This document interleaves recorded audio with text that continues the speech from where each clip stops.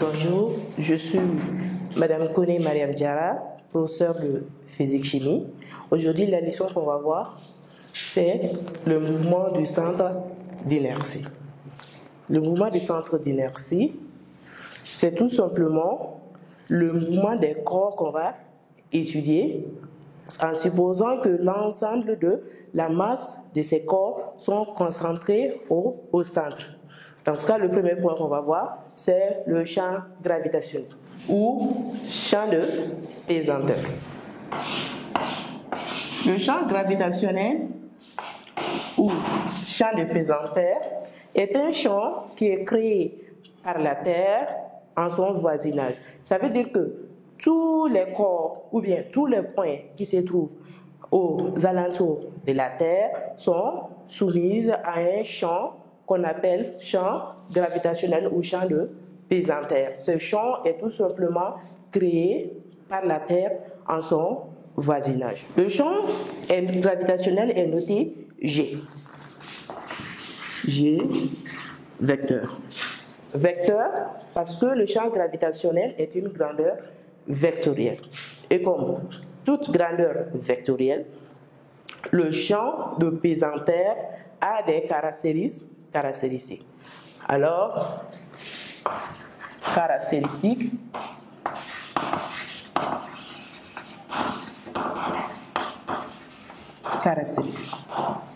Les caractéristiques, comme tout vecteur, on a le point d'application, la direction, le sens et l'intensité.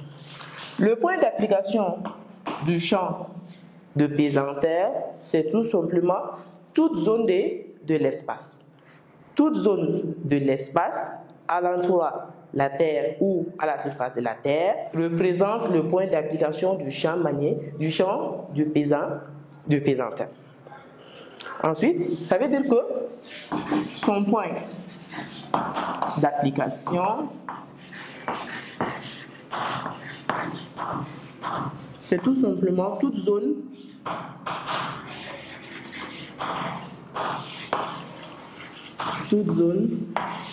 de l'espace. Deuxième caractéristique, la direction. La direction du champ de pesanteur. Le champ de pesanteur G est toujours vertical. Vertical. Ensuite, troisième caractéristique, son sens. Sens. Le champ de pesanteur est toujours dirigé vers le bas. Alors, on va dire toujours dirigé vers le bas.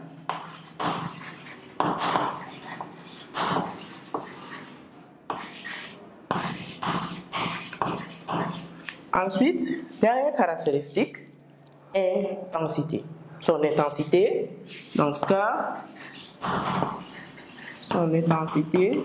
souvent, ça varie légèrement, certains 19,81, d'autres 10, mais on va tout simplement supposer la majorité. Dans ce cas, on va dire que G ou G0 est égal à 9,81 newton par kilogramme. G s'exprime en newton par kilogramme. Voilà les caractéristiques du champ de pesanteur ou du champ gravitationnel. C'est un champ qui est créé par la Terre. Alors, son point d'application, c'est toute zone de l'espace. Direction verticale. Sens toujours dirigé vers le bas. Intensité, on nomme G ou G0, est égal à 9,81 newton par kilogramme. Ensuite, après les caractéristiques, on va voir les coordonnées du champ G. Parce que le champ de pesanteur, comme toute chose en physique, est étudié dans un référentiel donné. Dans ce cas, on va voir quelle est la position, quelles sont les coordonnées de G dans un repère. Dans ce cas, on dit coordonnées de G. Les coordonnées de G, dans ce cas, si on prend un repère direct,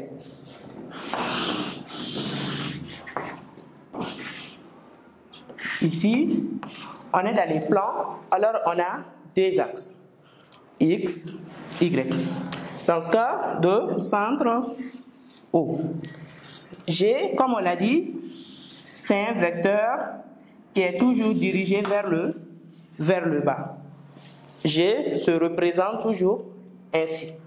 Dans ce cas, ces coordonnées suivant X et Y, on va dire G, voilà. Dans ce cas, on a Gx et on a Gy. G est un vecteur. Dans ce cas, si on projette G sur l'axe des X, ça tombe sur un point. Alors, sa coordonnée suivant X, c'est tout simplement 0. Maintenant, si on projette G sur l'axe des Y, dans ce cas, sa projection, ça va donner ça. Ici, voilà, on a un vecteur qui est là. Mais si on regarde bien, on voit que sa projection est de sens opposé au sens de Y. Alors, on va dire que Gy est égal à moins G. Dans ce cas, Gy est égal à moins G. Ça, c'est dans ce repère X, Y. Dans les cas où le repère est renversé, dans ce cas, on va avoir ça, X, Y, ça c'est le sens direct. Toujours G est représenté de cette manière. Dans ce cas,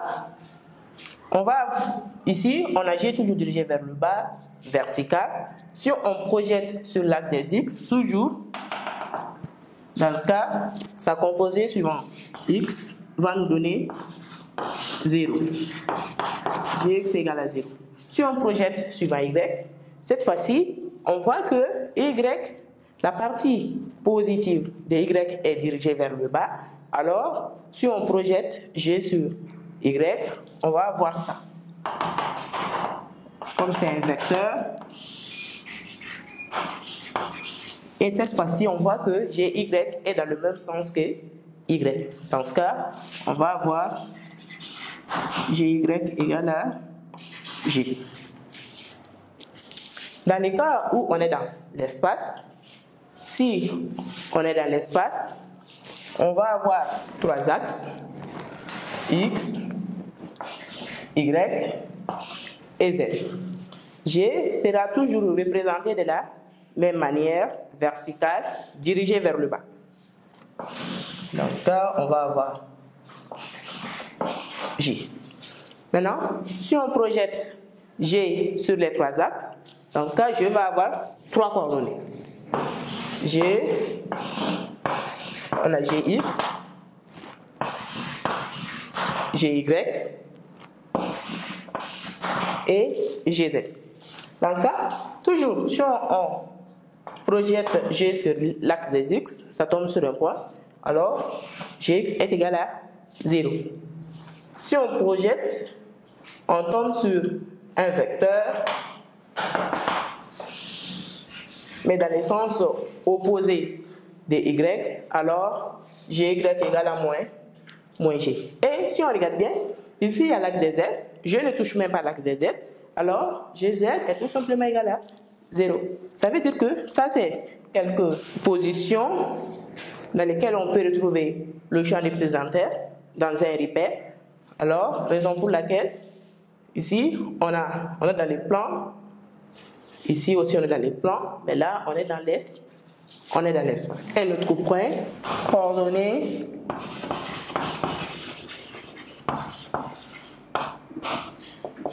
du vecteur vitesse. Dans ce cas, pour trouver les coordonnées du vecteur vitesse, on va aussi voir les différentes dispositions dans lesquelles on peut trouver le vecteur vitesse dans un repère. D'abord, la vitesse peut être représentée dans le plan de cette manière, faisant un angle alpha avec l'horizontale. Dans ce cas, pour trouver ces coordonnées, ici, on va projeter V0 sur l'axe des x et V0 sur l'axe des y.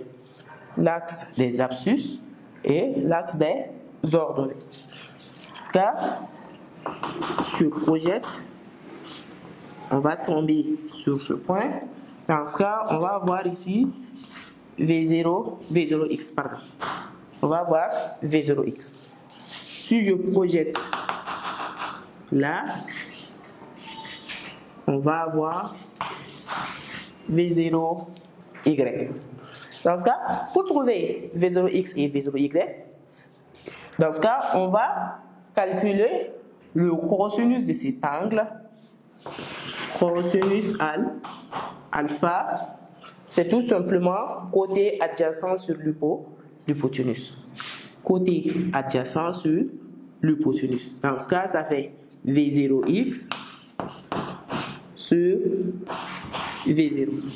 Dans ce cas, si on tire V0x, cela implique que V0x serait égal à V0 fois cosinus alpha. Si on veut avoir V0y, on va calculer sinus alpha. Sinus alpha, côté opposé sur l'hypoténuse. Le côté opposé qui est là, c'est le même côté qui est là. Dans ce cas, le V0y qui est là, c'est le même V0y qui est représenté là. Sachant toujours qu'on est dans un triangle rectangle, un triangle qui est rectangle ici, on a un angle de 90 degrés. Dans ce cas, sinus alpha, c'est côté opposé sur l'hypoténuse. Dans ce cas, ça fait V0y sur V0.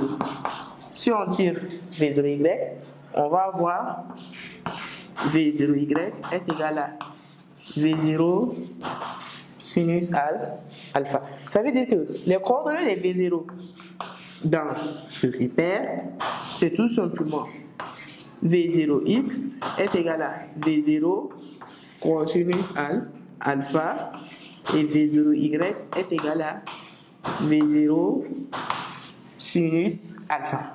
Maintenant, si on prend un autre cas de figure, dans ce cas, on va avoir x, y, dans le cas où la vitesse est verticale. Dans ce cas, si on veut trouver ces coordonnées, on va avoir V0, V0x et V0y. Ici, si on regarde très bien, on voit que V0 se trouve suivant y. Alors, V0 n'a pas de composant suivant x. Dans ce cas, on va dire que V0x égale à 0. V0 se trouve déjà sur l'axe des y. Alors, V0y égale à V0. Un autre cas de figure. Alors, si le repère se trouve comme suite, et que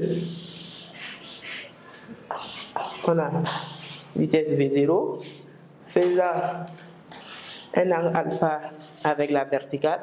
Dans ce cas, pour trouver ces coordonnées, on projette V0 sur l'axe des x, et on obtient V0x, et on projette sur l'axe des y, et on obtient V0y.